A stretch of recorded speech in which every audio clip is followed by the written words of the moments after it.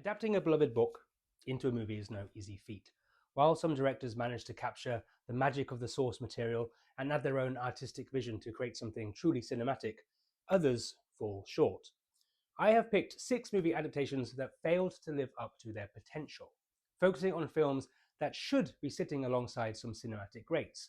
Put simply, they deserved much better. Before we get into the list, let's acknowledge something important. So many movies have been inspired by and adapted from books. Seriously, just think of Spielberg alone. There's Jaws, Jurassic Park, Schindler's List, Empire of the Sun, The Colour Purple, Minority Report, Munich, Catch Me If You Can, and War of the Worlds. That's just by one filmmaker. But we have seen so many great adaptations throughout cinema. Oppenheimer, recently adapted from American Prometheus, No Country for Old Men, The Lord of the Rings, Killers of the Flower Moon, Gone Girl, Little Women, American Psycho, Godfather, Silence of the Lambs, Stand By Me, The Shawshank Redemption, Atonement, Silence, Fight Club, The Exorcist, One Flew Over the Cuckoo's Nest, LA Confidential, Dune, and the list could go on and on. But there are 6 movies that should be on that list which aren't. Let's get into it. In at number 1 is Snow Falling on Cedars, written by David Guterson. David Guterson had written a brilliantly complex murder trial with a poignant love story set against the backdrop of post-World War II prejudice. The narrative delves into the complexities of love and loss and racial tensions in a Pacific Northwest community. The book is intricately crafted, but even before production began, it is easy to get the sense that the filmmakers and producers were out of their depth, choosing to rely on imagery and visual style to convey the complexities rather than develop the characters through storytelling. This was a very difficult novel to adapt. Shot either in extreme eye-swelling close-ups or in excessively composed arty landscapes, the movie is loaded with distracting and shallow art techniques that obliterate the emotional undertow of the story. The story itself is set in the fictional island of San Pedro off the coast of Washington, a community who support themselves through salmon fishing and berry farming. The time is 1954, 8 years after the end of World War II, in which some of San Pedro's young men lost their lives and others were irreparably injured, physically as well as emotionally. Now, one of these survivors, a gill netter named Karl Hein, has drowned under mysterious circumstances, and another fisherman is on trial for his murder. The fact that the accused, Kabuo Miyamoto, is a first-generation Japanese American is not a mere coincidence. To the local coroner, Hein's injuries suggested that the sheriff look for a Jap with a bloody gun butt. Kabuo's trial, in a sense, is a continuation of the white community's quarrel with its Asian neighbours.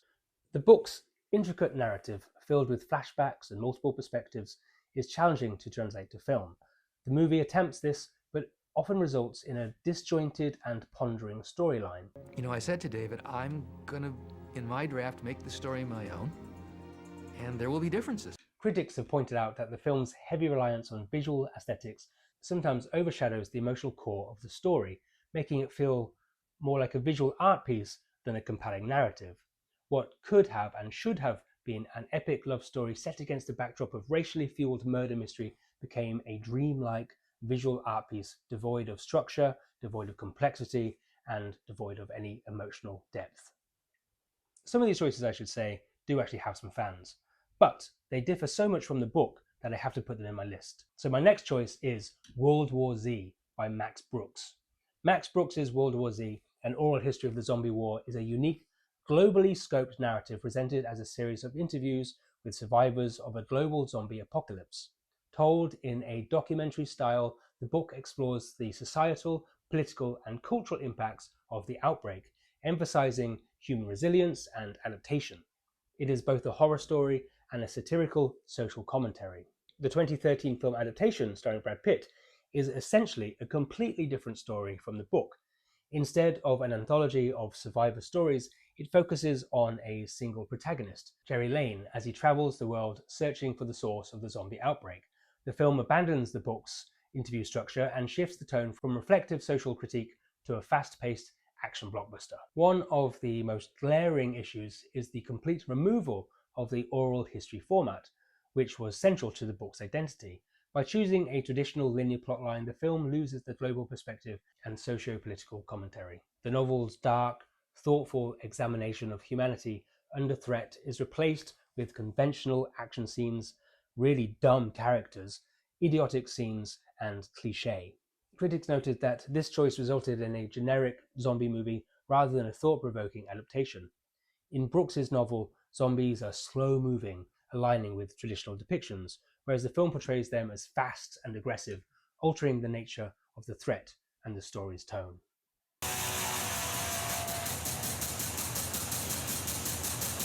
So World War Z could have been an intelligent and provocative study of humanity under threat. But sadly, the movie leaned too hard into old conventional tropes with a disastrously misjudged climax. My next choice, staying in the genre of horror, is The Woman in Black by Susan Hill. Susan Hill's The Woman in Black is a gothic horror novel that follows Arthur Kipps, a young solicitor sent to the remote Eel Marsh house to settle the estate of the late Mrs. Drablow. As he delves into the house's secrets, Arthur encounters the vengeful spirit of Janet Humphrey, the Woman in Black, whose appearances are linked to the deaths of local children. The novel is a slow-burning tale of suspense and atmosphere and psychological terror. But in the 2012 film adaptation starring Daniel Radcliffe, they make several notable changes from the source material. Hill's novel is a masterfully written tale, gradually laying on more and more dread, relying on atmosphere over action. The film, however, employs the same old expected frequent jump scares, relying on special effects, losing any sense of tension and horror. The novel's chilling atmosphere and nuanced storytelling are crucial to its impact. It's a slow burn, deeply atmospheric piece that relies on the eerie setting and Arthur's psychological unraveling. The 1987 stage adaptation took this a step further, using minimal staging and just 2 actors to convey the story. The result is a gripping, claustrophobic experience that draws the audiences directly into the haunting. The 2012 film adaptation, however, significantly diverges from both book and stage play. It transforms the subtle, character-driven narrative into a more conventional horror movie filled with jump scares and gothic cliches. While Daniel Radcliffe's portrayal of Arthur is competent, the character is altered to a grieving widower, a change that undercuts the original story's exploration of fear and loss. On paper, there's enough here to get excited about. It has a great director. However cliched, such details are effective until Watkins employs distracting CGI, including the fake fog in an attempt to create ambience. Even the title character, the shadowy, inexplicably screaming spectre haunting Kipps throughout the film, looks suspiciously like one of the spirit things from The Grudge or The Ring. Her presence is joined by a collective of creepily motionless dead children staring and occasionally scampering for effect. Take away the era's costumes and the attractive locomotive sequences, and you have yourself another disposable supernatural chiller like the handful released by Hollywood each year. But overall, Watkins' capable use of atmospherics doesn't amount for a ghost story of substance, or even, at the very least, satisfying shocks. I wonder if you've heard of my next choice. It's called Captain Corelli's Mandolin. Captain Corelli's Mandolin is a historical romance and war novel written by Louis de Bernières and published in 1994. It received the Commonwealth Writers' Prize in 1995 and became an international bestseller. It achieved major bestseller status as news of its readability spread by word of mouth. It was a big hit at the time, and sadly is mostly unspoken about today. The main narrative of Captain Corelli's Mandolin focuses on the beautiful and talented Pelagia and her father, Dr. Lannis, 2 inhabitants of Kefalonia. Pelagia becomes romantically involved with the fisherman Mandras, but almost immediately Italy occupies Greece and Mandras goes off to fight. The book was perfectly set up to be a real classic. But annoyingly, it was just another example of a great book wasted by poor decisions. Although capturing the visually breathtaking island location panoramic vistas, director John Madden and screenwriter Sean Solvo fail in their attempts, losing the heart and soul of the characters and the very spirit of the story. With a mix of Greeks, Italians and Germans, everyone speaking or trying to speak English, some very poor foreign accents, sorry Nicolas Cage, I'm Captain Antonio Corelli. Completely miscast, and characters translating for characters while speaking in English. Dialogue in native tongues with subtitles would have been preferable. In addition to the almost zero chemistry between Cage and Cruz, the script falls flat in creating and establishing the groundwork for the romance between Pelagia and Corelli, giving the viewer no idea of their attraction but for Corelli playing his mandolin. The other night when you were dancing, The way you were moving. The turn of your head. I thought I could watch you forever. Their movements seem almost mechanical and preconceived as opposed to passionate and spontaneous. Overall, it feels as if it had been manufactured in a chop shop of former Oscar winners and nauseating Miramax prestige puff pieces. Bella Bambina, 2 o'clock! This might upset a few people, but at number 5 I've put The Book Thief. Markus Zusak's novel The Book Thief, set in Nazi Germany, tells the story of Liesel, a little girl who was taken to a new home because her mother can't afford to take care of her. The story is told by Death, who becomes a character you come to respect and even feel sorry for by the end. The narration puts an odd perspective on the story. Much of what Death says is very philosophical and sometimes even beautiful in the story. The Book Thief is set in Nazi Germany at the start of World War II. On the journey to her new home, Liesel's younger brother dies and she steals her first book, The Gravedigger's Handbook. When she arrives at the new home, she suddenly has a new mama and papa. Haunted every night by the nightmares of her brother's death, Liesel and her papa set themselves the challenge of reading the book, Liesel's last link to her brother. Choosing to have Death narrate the story was an ingenious decision by Markus Zusak. The way Death narrates the story is somewhat poetic, and it creates an interesting perspective. Death, in the book, does not have a preference whether people live or die. It is the aftermath that he deals with. He explains how he does not like his job and instead sees it as something that just needs to be done. He also explains how he is not the cause of people's deaths, it is humans who bring about their own end. So fans of the book have called it outstanding, a masterpiece, exceptional, unique. But what of its adaptation? Sadly, it is a frustratingly cliched and melodramatic film. At times, the film proceeds into unbearably mawkish and overly sentimental territory, growing increasingly unsubtle as we approach the grand finale. But it really fails to make the most of what made the book unique, Death as a narrator. In the book, Death is an intelligent observer of what happens and offers a profound view on life, while in the film he's really just a narrator, a gimmick that pulls the story together. So in the film, it became challenging to figure out exactly what the movie's intentions were.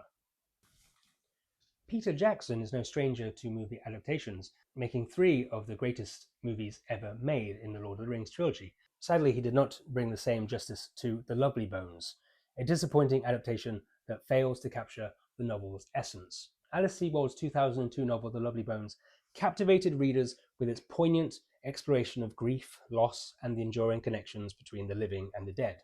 Narrated by 14-year-old Susie Salmon from the afterlife, the book delves into the aftermath of her murder, offering a delicate balance between the ethereal and the earthly. You would expect that Jackson might have been the perfect choice for such a tale. He has a background in dark tales that tap into the fantastical, such as The Frighteners, and the complexities of human desire, obsession, and murder are all brilliantly expressed in his Heavenly Creatures movie, a subtle but atmospheric true crime drama. So what went wrong with Lovely Bones? Sebold's novel beautifully portrays the complexities of grief and the subtle ways in which a family copes with an unimaginable loss. The narrative is introspective, focusing on the internal struggles of each character as they navigate their sorrow. In contrast, Jackson's adaptation shifts the focus towards a more conventional thriller, emphasizing the pursuit of Susie's killer and incorporating elements of supernatural fantasy. The shift not only alters the story's tone, but also undermines the introspective quality that made the novel resonate with readers. Sadly, the film is telling a fundamentally different story, transforming Sebold's startling, unique novel about the aftermath of a terrible murder into a tale more focused on crime and punishment. One of the most significant criticisms of Jackson's adaptation is its heavy reliance on computer-generated imagery to depict the afterlife. While the novel presents the afterlife as a personal and intimate space reflecting Susie's desires and memories, the film opts for a visually extravagant portrayal filled with surreal landscapes and fantastical elements. This choice, while visually striking, detracts from the story's emotional core. He sacrifices feeling for effect. The computer screensaver celestial evocations severely disrupt the emotional connections with the characters. The approach is very damaging, redundant, and undramatic. The depiction of heaven is closer to a high-toned ghost story than the nuanced portrayal in the novel. The film also suffers with tonal inconsistencies that further hinder its effectiveness. Jackson oscillates between horror, fantasy, and melodrama, resulting in a disjointed narrative that struggles to find a cohesive voice. Characters that are richly developed in the novel are reduced to caricatures in the film. For instance, Susan Sarandon's portrayal of the grandmother becomes a source of comic relief, which feels out of place in the context of the story's tragic themes. Stanley Tucci's character is quite chilling, but even then, the character feels like he is living in an entirely different movie to the rest of the cast. The emphasis on style over substance results in a film that, while visually impressive at times, lacks the emotional resonance of its source material. The film is sadly a misfire, a disappointing collection of failed attempts at emotional effect and confounding storytelling choices, and it seems more like a bad director's attempt to rip off Jackson's style than his own work. It prioritizes visual spectacle over narrative fidelity by deviating from the novel's introspective exploration of grief and overindulging in special effects. The film fails to capture the essence of Sebold's work. While the novel invites readers into a deeply personal journey of loss and healing, the film offers a fragmented and emotionally distant experience. So there you have it. Those are 6 books that deserved better adaptations. 6 novels that should be sitting up against the other greats of movie adaptations, but were sadly let down. Do you agree with my choices? Maybe those were actually some of your favorite movies and you think they're great. Or maybe you think there are some others which are more deserving on the list. Let me know in the comments below, and please like and subscribe to my channel. Bye.